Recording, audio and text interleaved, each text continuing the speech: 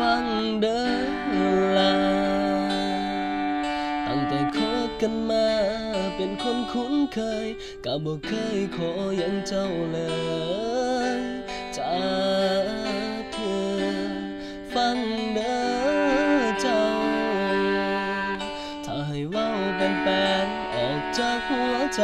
ว่าคนนี้หลงหักเจ้าหลายมาแต่โดนเสื่อมสองเอาไว้ก็บ่อยู่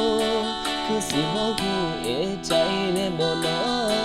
ที่เศร้าแล่นคืนน้ำคือพอ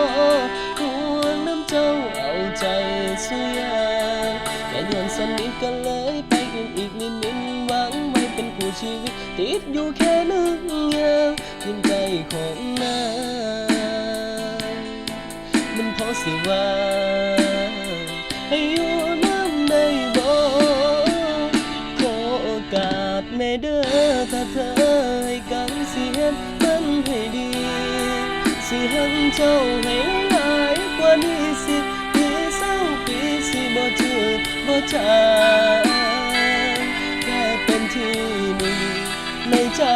เจ้าสิอยู่เคียงเจ้าจนวันอวสานฝันเป็นจริงได้เมื่อมีกันและกัน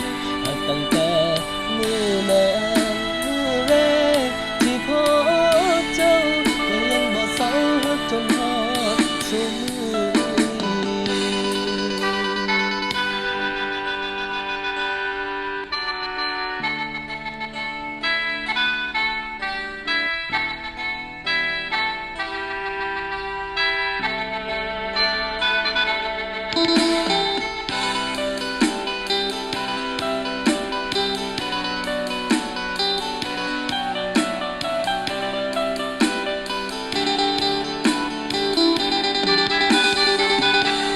ฟังเด้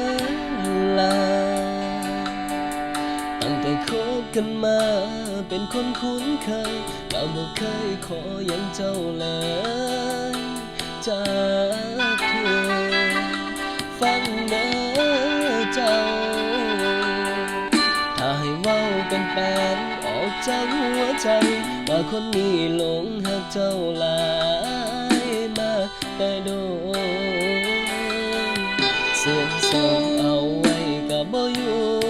คือสิบ่ฮู้เอะใจแน่บ่น้อที่เศร้าแล่นคืนน้ำคือพอห่วงน้ำเจ้าเอาใจสุยางแต่ย้อนสนิทกันเลยไปในอีกนิดหวังเป็นคู่ชีวิตติดอยู่แค่นึงอย่างที่ใจของนางมันพอสิว่าให้อยู่น้ำในบ่ขอโอกาสในเด้อถ้าเธอให้กันเสียมันให้ดีสิหักเจ้าให้